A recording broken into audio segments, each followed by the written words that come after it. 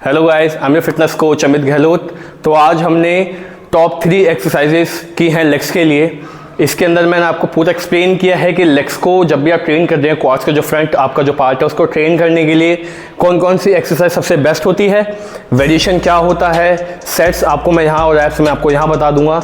ठीक है, आपको हर एक्सरसाइज के 4 सेट्स करने हैं। स्टार्टिंग में जो आपने लंजेस किए हैं उसके 3 राउंड करने हैं और जो सेकेंड हमने जो लेग एक्सटेंशन किया है उसके 4 सेट्स ऑफ 20 रैप्स चाहिए, क्योंकि वो मशीनरी है, उसमें आप हैवी वेट जा सकते हो, इंजरी के चांसेस बहुत ही डाउन होते हैं। ठीक है, जब फ्रंट स्क्वाट की बात आती है वहाँ पे आपको 15 से 20 ही रैप चाहिए, बट आपको एक ऐसा वेट रखना है जिससे आप लास्ट के 5 रैप में फाइट कर सको।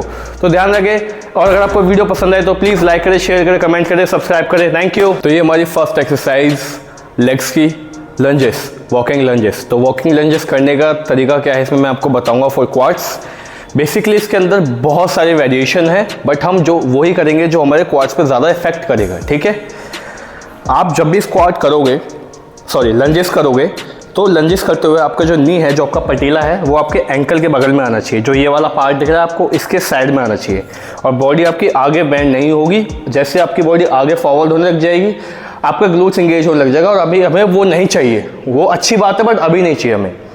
सामने देखना, स्ट्रेट बॉडी रहेगी आपकी और ऐसे चलेगा। ठीक है, एक बार मैं आपको वेट से करके दिखाता हूँ।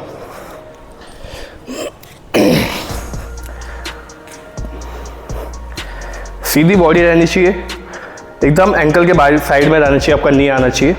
ठीक है, ये बॉडी एकदम सीधी। आपको ग्रिप बहुत टाइट नहीं पकड़ना है, क्योंकि जब आप बहुत टाइट पकड़ोगे तो आपके फोरआर्म ट्रेन होने लग जाएंगे और वो फिर एग्जॉस्ट होने लग जाएगा, और उससे क्या होगा कि आप फिर लॉन्ग टर्म के लिए डंबल होल्ड नहीं कर सकते। और वॉकिंग लंजेस के लिए आपका डंबल होल्ड करना बहुत ज़रूरी है फॉर लॉन्ग टर्म। बॉडी एकदम स्ट्रेट रखनी है। इसके 3 राउंड करने हैं। डंबल उतना ही लेना है जिससे आप 3 राउंड बहुत आराम से कर पा रहे हैं। बहुत टाइटली नहीं कि मतलब आपका बैलेंस बिगड़ रहा है, आप फिर चल नहीं पा रहे, फिर होल्ड कर रहे हो, वो नहीं करना। Second exercise, seated leg extension.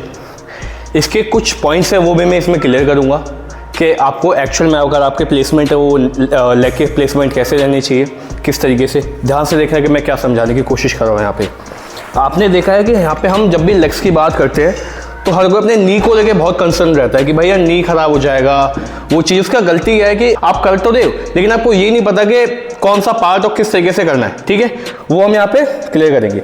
जब भी आप एक्सटेंशन करते हो तो पहला पॉइंट ये है कि आप अपने आपको यहाँ पे जो साइड में जो ये पैर लगे हुए हैं या ये हैंडल लगा हुआ है, तो आपको यहाँ से पुल करना है अपने आप को, ताकि आपका जो हिप है वो उठ ना पाए।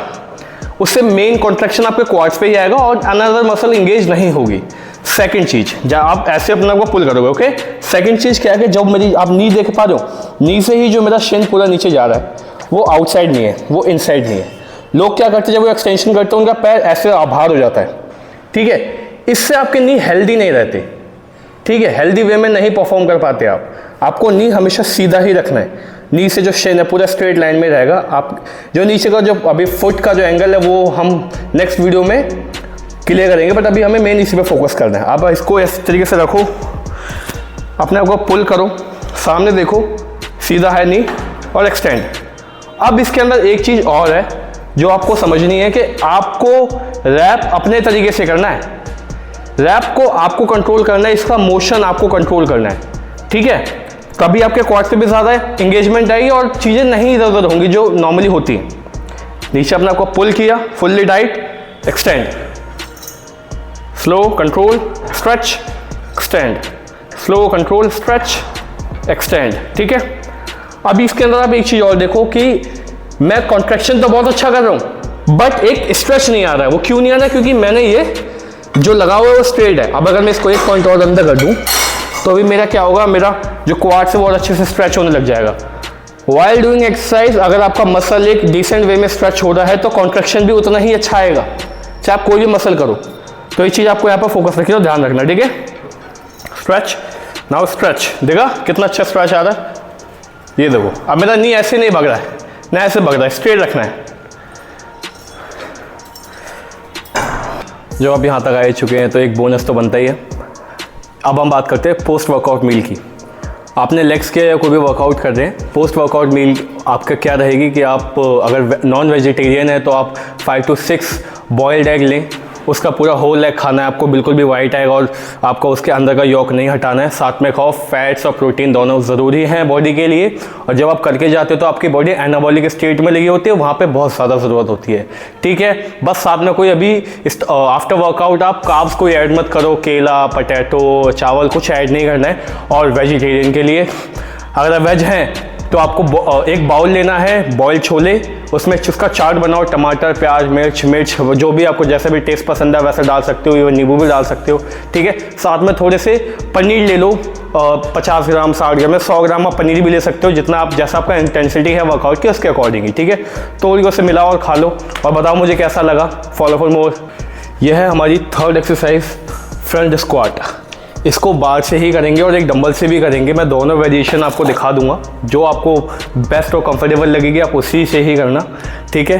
पकड़ने का तरीका आप 4 फिंगर्स लगाओ, 2 फिंगर्स लगाओ, ये आपकी फ्लेक्सिबिलिटी के ऊपर है, ठीक है। मेरी इतनी अच्छी नहीं है यहाँ की, तो मैं सिर्फ 2 ही फिंगर लगाऊंगा, ठीक है।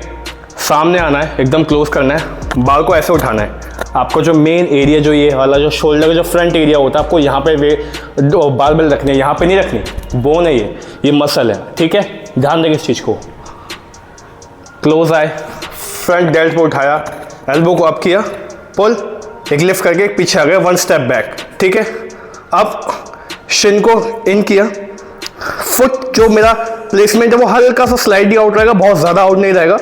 और slow down, touch, up up up, ठीक है। जो इसके अंदर एक चीज है वो ये है कि जैसे ही इसमें एक चीज है, जैसे आपकी हैमस्ट्रिंग आपके काफ को टच करती है, you are done there, okay. वहां से सीधा आपको ऊपर ही जाना है, नीचे और नहीं जाना है, इसको ध्यान रखें। वही आपका लास्ट रेंज ऑफ मोशन होता है पूरे फ्रंट स्क्वाट करने का। अब जो आपका सेकंड है वो है डंबल से। अगर आप ये नहीं कर पा रहे, इसमें आपको डिफ़िकल्टीज हो रही है, तो आप डंबल से करो।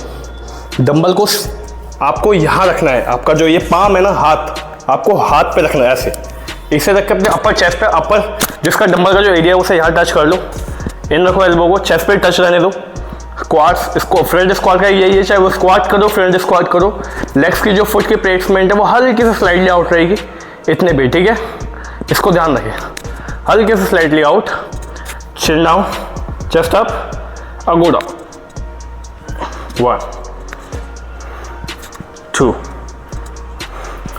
3 4 5, ओके।